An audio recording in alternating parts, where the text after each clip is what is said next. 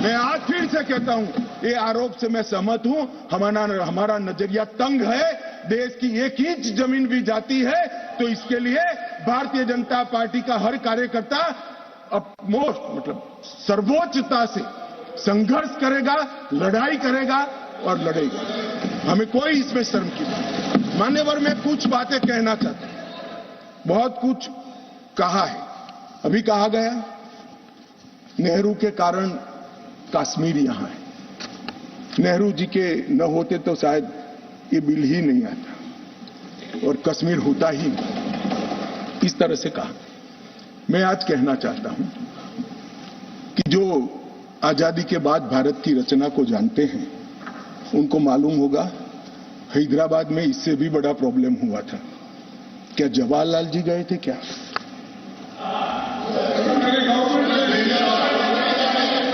तो यहां गवर्नमेंट नहीं, यहां नेहरू। क्या कर रहे हो खड़गे जी? अभी भी वापस आओ।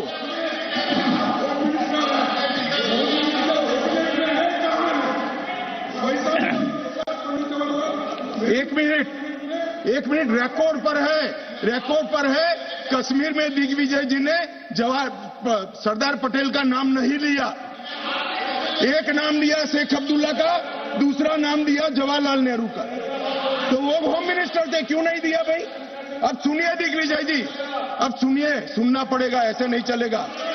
हमने सुना है, धैर्य से सुना है। मान्यवर, जूनागढ़ में क्या जवाहरलाल नेहरू गए थे? हैदराबाद में जवाहरलाल नेहरू गए थे? लक्षद्वीप में जवाहरलाल नेहरू गए थे? जोधपुर में जवाहरलाल नेहरू गए थे? जवाहरलाल नेहरू एक ही जगह काम देखते थे, जम्मू कश्मीर में, जिसको आधा छोड़कर आ गए। एक ही जगह देखते। मान्यवर, दूसरा, विलय लेट क्यों हुआ? सारे लोग जानते हैं साहब। इतिहास को 1000 फुट नीचे दफन कर दो, वो ऐसा बीज है जो वटवृक्ष बनकर सच्चाई बाहर आ जाती है। सब जानते हैं कि हमारा विलय इसलिए लेट हुआ कि महाराजा पर किसी एक व्यक्ति को विशेष स्थान देने का आग्रह था। शेख अब्दुल्ला को विशेष स्थान देने का आग्रह था। इसके कारण विलय लेट हुआ और पाकिस्तान को आक्रमण करने का मौका मिला। मैं आज ये पूछना चाहता हूं कि इतने सारे कठिन राज्यों का विलय हो गया, कहीं पर 370 क्यों नहीं है? क्यों नहीं है? ना जोधपुर में है, ना जूनागढ़ में है, ना हैदराबाद में है, ना लक्षद्वीप में है। क्यों 370 नहीं है? कि संवेदनशील हृदय के कारण 370 है। संवेदनशील हृदय। मान्यवर, कंडीशन किसने रखी? किसने स्वीकार की? इतिहास जवाब मांगता है, देश की जनता जवाब मांगती है। जवाब देना पड़ेगा, भाग नहीं सकते इतिहास से कोई। मान्यवर, सेना भेजने में देरी क्यों हुई? और ये कहते हैं कि इसके बाद भी देरी हुई है। मैं साहब एक रेफरेंस सैम मानेकशॉ का देना चाहता हूं। फील्ड मार्शल सैम मानेकशॉ तब डायरेक्टर ऑफ मिलिट्री ऑपरेशंस थे। उन्होंने एक जगह पे कहा है कि कबीलाई हमलावर आक्रामक और लूट मचा रहे थे, तब चर्चा में ही व्यस्त थे। मैं व्यक्ति का नाम देना नहीं चाहता वरना खड़े हो जाएंगे। तब एक मीटिंग में सैम मानेकशॉ मौजूद थे।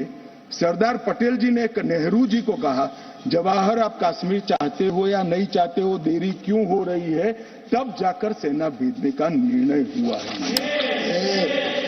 जवाब देना पड़ेगा। नहीं, दिग्विजय भी ऐसे मत करें, मैं भेज दूंगा आपको, पुस्तक ही भेज दूंगा। मान्यवर, Honorable Home Minister is not yielding. He is not yielding. Honorable Home Minister is not yielding. मान्यवर, एक बात सर्वविदित है। अगर असमय सीज फायर असमय नहीं होता तो आज पाक ऑक्यूपाई कश्मीर नहीं होता। अब पत्रों का जिक्र कर रहे हैं, किसी अंग्रेज सेनापति ने देखा, मैं जरूर देखूंगा इसको, अगर लिखा है तो देखना चाहिए। परंतु अफसर कुछ भी कहे, देश का प्रधानमंत्री का देश की जमीन के लिए संवेदनशीलता होना चाहिए या नहीं होना चाहिए? इतना छोटा सवाल है। हमारी सेना जीत रही थी, वो भाग रहे थे, 2 दिन रुक जाते, पूरा पाक ऑक्यूपाई कश्मीर तिरंगे के तले आ जाता। क्यों किया? दूसरा, क्यों मामले को यूएन में ले जाया गया? अब ये सारी चीजों को आप कहते हैं कि रेफरेंस लाइए। मान्यवर, मुझे मालूम था दिग्विजय सिंह, हाँ करता हूं, बैठिए। मुझे मालूम था साहब ये खड़े हो जाएंगे, इसलिए मैं लेकर आया। मैं एक कोट अनकोट पढ़ता हूं। यूनाइटेड नेशन के अनुभव के बाद मैं इस निष्कर्ष पर पहुंचा हूं कि वहां से कुछ संतोषजनक नतीजों की उम्मीद नहीं की जा सकती। मुझे सीज फायर करना अच्छा फैसला लगा, लेकिन इस मसले को ठीक से हम नहीं निपट पाए, नहीं परख पाए। हम सीज फायर पर और विचार करके बाद में निर्णय करना चाहिए था। हालांकि ये सब भूतकाल की गलतियां हैं। ये जो कोट है किसी और का नहीं है, जवाहरलाल नेहरू का है। अब उनको तो मानोगे या नहीं मानोगे कि उन्होंने गलती की है, स्वीकार करी है। और साहब एक मिनट, सोर्स भी बता देता हूं। Nehru memorial museum and library, Jawaharlal Nehru connection, JNSG 143 part 1। और उस वक्त जब अरे भाई, स्वयं नेहरू कह रहे हैं मेरी गलती थी, क्यों इतना पकड़ कर रखा है पूंछ? मान्यवर, और चलो संयुक्त राष्ट्र में जाना भी था तो अनुच्छेद 51 में क्यों ले गए, जहां भारत के अधिकार सीमित होते थे? अनुच्छेद 35 में जाते तो भी हमें कोई दिक्कत नहीं होती। ये भी एक बहुत बड़ा गलत फैसला था। और मैं बताता हूं मान्यवर, एक कहते हैं कि धारा 370 निरस्त कर दी। अगर कल को ये 40 साल के बाद, जोर से बोले मनोज झा जी, 40 साल के बाद, क्योंकि हम मानते हैं कि 40 साल के बाद मैं नहीं हूंगा, मैं तो 60 का हो गया, मेरा आयु 40 साल का हो ही नहीं सकता। वो कहते हैं 40 साल के बाद इतिहास पूछेगा तो कौन रिस्पॉन्ड? मैं बताता हूं, 2 सदी तक अगर धारा 370 का फैसला गलत है तो मेरी सरकार का है, मेरा फैसला। प्रधानमंत्री नरेंद्र मोदी जी ने फैसला लिया है। ना मोदी जी इस फैसले से भाग सकते हैं, ना हमारी कैबिनेट भाग सकती है, और ना हमारा पार्टी भाग सकता है। रिस्पॉन्सिबिलिटी ऑन करनी पड़ती है। जब इमेज बिल्डिंग के लिए बड़े बड़े फैसले लेते हैं, संवेदनशील दिमाग से फैसले लेते हैं, तब इसको ऑन भी करना पड़ता है और देश को जवाब भी देना पड़ता है। इस तरह से नहीं चलता है इतिहास। और इतिहास, मेरी बात आज भी मानकर चलिए दिग्विजय सिंह, इतिहास किसी को नहीं बख्शता है, किसी को नहीं बख्शता है।